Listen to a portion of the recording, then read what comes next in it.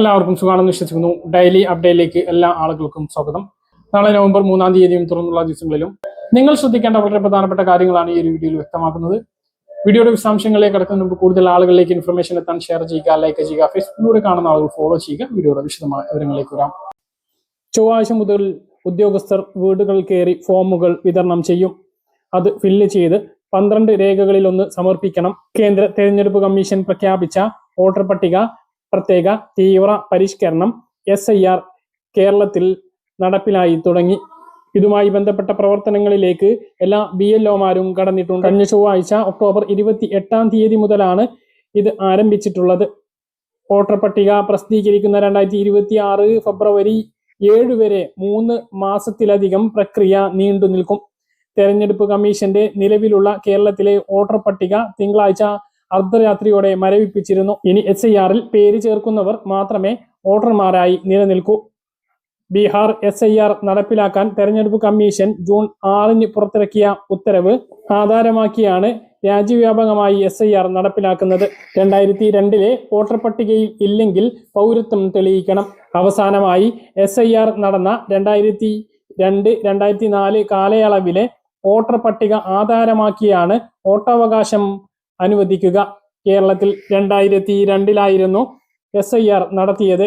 അന്നത്തെ വോട്ടർ പട്ടികയിൽ പേരുള്ളവരും അവരുടെ മക്കൾക്കും രേഖകളൊന്നും സമർപ്പിക്കാതെ പേര് ചേർക്കാം. എന്നാൽ സ്വന്തം പേരോ മാതാപിതാക്കളുടെ പേരോ 2002-ലെ പട്ടികയിൽ ഇല്ലാത്തവർ തങ്ങൾ ഇന്ത്യൻ പൗരനാണ് എന്ന് തെളിയിക്കാൻ കമ്മീഷൻ പറയുന്ന 12 രേഖകളിൽ ഒന്ന് സമർപ്പിച്ചാൽ മാത്രമേ വോട്ടവകാശം പുനഃസ്ഥാപിക്കാനാകുകയുള്ളൂ.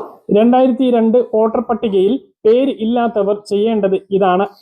കേരളത്തിൽ 2002-ലെ വോട്ടർ പട്ടികയിൽ സ്വന്തം പേരോ മാതാപിതാക്കളുടെ പേരോ ഇല്ലാത്തവരെ ജനനത്തീയതികളുടെ അടിസ്ഥാനത്തിൽ 3ആയി തരംതിരിച്ച് കമ്മീഷൻ അവർക്ക് വോട്ടവകാശം ലഭ്യമാക്കാൻ സമർപ്പിക്കേണ്ട രേഖകൾ വ്യക്തമാക്കിയിട്ടുണ്ട്. 1987 ജൂലൈ 1-ന് മുമ്പ് ജനിച്ചവർ സ്വന്തം ജനനത്തീയതിയും ജനന സ്ഥലവും തെളിയിക്കുന്ന രേഖ സമർപ്പിക്കണം.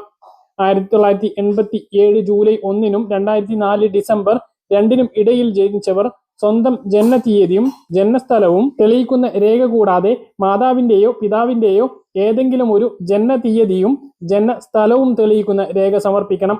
2004 ഡിസംബർ 2-ന് ശേഷം ജനിച്ചവർ ജനനത്തീയതിയും ജനനസ്ഥലവും തെളിയിക്കുന്ന രേഖ കൂടാതെ രക്ഷിതാക്കളിൽ മാതാവിന്റെയും പിതാവിന്റെയും ജനനത്തീയതിയും സ്ഥലവും തെളിയിക്കുന്ന രേഖ സമർപ്പിക്കണം. വോട്ടറുടെ രക്ഷിതാക്കളിൽ ആരെങ്കിലും ഇന്ത്യൻ പൗരൻ അല്ല എങ്കിൽ ജനനസമയത്ത് രക്ഷിതാവിന്റെ വിസയും പാസ്പോർട്ടിന്റെയും പകർപ്പും നൽകണം. പൗരത്വം തെളിയിക്കാൻ സമർപ്പിക്കേണ്ട രേഖകൾ ഇവയാണ്. ഒന്നുകിൽ പാസ്പോർട്ട്, അല്ലെങ്കിൽ ജനന സർട്ടിഫിക്കറ്റ്, അല്ലെങ്കിൽ ദേശീയ പൗരത്വ രജിസ്റ്റർ, താമസ സർട്ടിഫിക്കറ്റ്, ജാതി സർട്ടിഫിക്കറ്റ്, SSLC ബുക്ക്, പെൻഷൻ ഉത്തരവ്, ഭൂമിയുടെ ഉടമസ്ഥാവകാശ രേഖ അതായത് ആധാരം, സർക്കാർ പൊതുമേഖലാ സ്ഥാപനങ്ങളിൽ ജോലി ഉള്ളതിനുള്ള രേഖ, തദ്ദേശ സ്ഥാപനം നൽകുന്ന കുടുംബ സർട്ടിഫിക്കറ്റ്, വനാവകാശ രേഖ അല്ലെങ്കിൽ ആധാർ കാർഡ്. ഈ 12 രേഖയിൽ ഏതെങ്കിലും ഒരു രേഖ ഉദ്യോഗസ്ഥർ വരുന്ന സമയത്ത് കയ്യിൽ കരുതണം. അതിന്റെ ഫോട്ടോസ്റ്റാറ്റ് എടുത്തു വെക്കാൻ വേണ്ടി ശ്രദ്ധിക്കുക.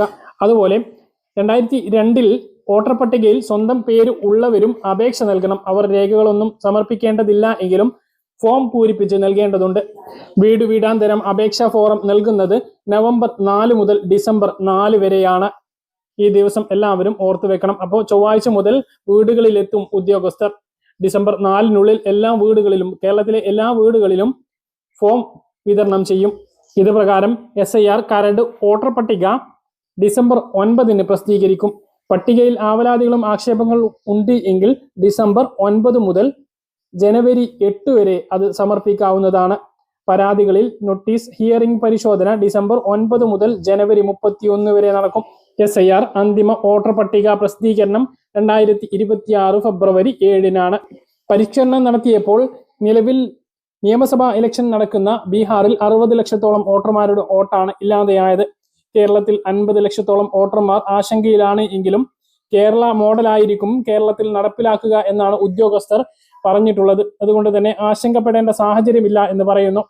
നിലവിലുള്ള വോട്ടർ പട്ടികക്ക് പകരം പഴയ പട്ടിക അടിസ്ഥാനമാക്കുന്നത് നിയമവിരുദ്ധമാണ്. SIRനെതിരെ സുപ്രീം കോടതിയിലുള്ള ഹർജിയിൽ അന്തിമ വിധിയുമായിട്ടില്ല. 1950-ലെ ജനാധിപത്യ നിയമവും 1960 വോട്ടർ രജിസ്റ്റർ ചട്ടവും അനുസരിച്ച് നിലവിലുള്ള വോട്ടർ പട്ടികയാണ് പുതുക്കലിന് അടിസ്ഥാന രേഖയാക്കേണ്ടത്. എന്നാൽ പഴയ പട്ടികയെ അടിസ്ഥാന രേഖയാക്കുന്നതിലൂടെ കേരളത്തിലെ 50 ലക്ഷത്തിലേറെ വോട്ടർമാർ പട്ടികയിൽ നിന്നും പുറത്താക്കപ്പെടും എന്നാണ് ചൂണ്ടിക്കാണിക്കപ്പെടുന്നത്. മരിച്ചവരെയും ഇരട്ട വോട്ടർമാരുടെയും പേര് ഒഴിവാക്കുന്നതോടൊപ്പം കുടിയേറിയവർ, വിദേശികൾ എന്നിവരുടെ പേരും നീക്കും. കേരളത്തിൽ അത്തരം സംഭവങ്ങൾ വിരളമാണ് എന്ന് തെരഞ്ഞെടുപ്പ് കമ്മീഷൻ പറയുന്നുണ്ട്. സംസ്ഥാനത്ത് ഒക്ടോബർ മാസത്തെ റേഷൻ വിതരണം ഇന്നലെ നവംബർ 1 അവസാനിച്ചിരുന്നു. ഇന്ന് ഞായറാഴ്ച റേഷൻ കട അവധി കഴിഞ്ഞ് നാളെയും സംസ്ഥാനത്ത് റേഷൻ കടകൾ അവധിയാണ്. ആദ്യ പ്രവൃത്തി ദിവസം എന്നുള്ള നിലക്കാണ് നാളത്തെ അവധി. അത് കഴിഞ്ഞ് 4 ചൊവ്വാഴ്ച മുതലാണ് സംസ്ഥാനത്ത് ഒക്ടോബർ മാസത്തെ റേഷൻ വിതരണം ആരംഭിക്കുന്നത്. സംസ്ഥാനത്ത് സർക്കാർ പുതിയ ക്ഷേമ പദ്ധതികൾ പ്രഖ്യാപിച്ചതോടെ ഓരോ വീട്ടിലും മാസം 6000 മുതൽ 7000 രൂപ വരെ എത്തുമെന്ന് ധനമന്ത്രി കെ എൻ ബാലഗോപാൽ വ്യക്തമാക്കി. മുഖ്യമന്ത്രി കഴിഞ്ഞ ദിവസം നടത്തിയ പ്രഖ്യാപനങ്ങൾ പൂർത്തീകരിക്കാൻ മാത്രം ഈ വർഷം 10,000 കോടി രൂപ അധികം വേണ്ടിവരും. സ്ത്രീ സുരക്ഷാ പെൻഷൻ പദ്ധതിക്ക് 3800 കോടി രൂപയും സാമൂഹ്യ സുരക്ഷാ പെൻഷൻ വർദ്ധിപ്പിച്ചതിലൂടെ 2800 കോടി രൂപയും 18 മുതൽ 30 വയസ്സുവരെയുള്ള യുവതലമുറക്ക് connect to work scholarship pension പദ്ധതിക്ക് 600 കോടി രൂപയും ഉൾപ്പെടെയാണ് ഇത്. ഇതിനുള്ള പണം എങ്ങനെ കണ്ടെത്തുമെന്നാണ് പ്രതിപക്ഷത്തിന്റെ ഉൾപ്പെടെയുള്ള സംശയം. എന്നാൽ LDF സർക്കാർ ചെയ്യാൻ കഴിയുന്നത് മാത്രമേ പറയുകയുള്ളൂ എന്നും പറയുന്നത് ചെയ്യുമെന്നും ധനമന്ത്രി പറഞ്ഞു. സാമ്പത്തിക വർഷത്തിന്റെ പകുതിയോളം കാലം അവശേഷിക്കെ നടപ്പിലാക്കാൻ കഴിയുമെന്ന് ഉറപ്പുള്ള പദ്ധതികളാണ് പറഞ്ഞിട്ടുള്ളത്. സംസ്ഥാനത്തെ ഒരു സാധാരണ കുടുംബത്തിലെ 3 തലമുറയിൽപ്പെട്ട ആളുകൾക്ക് സർക്കാരിന്റെ ക്ഷേമ പരിപാടികൾ നേരിട്ടെത്തുകയാണ്. മുത്തശ്ശിക്കും 2000 രൂപ ക്ഷേമ പെൻഷൻ, അമ്മക്ക് 1000 രൂപ സ്ത്രീ സുരക്ഷാ പെൻഷൻ, മക്കൾക്ക് 1000 രൂപ വീതം സ്കോളർഷിപ്പ് പെൻഷൻ തുടങ്ങി 7000 രൂപ വരെ ഒരു കുടുംബത്തിൽ തന്നെ എത്തുന്ന രീതിയാണുള്ളത്. ഇതിനു പുറമെ സർക്കാർ നടത്തുന്ന വിപണി ഇടപെടലിന്റെ ഭാഗമായ വിലക്കുറവിന്റെ നേട്ടവും കുടുംബ ബജറ്റിൽ പ്രതിഫലിക്കും.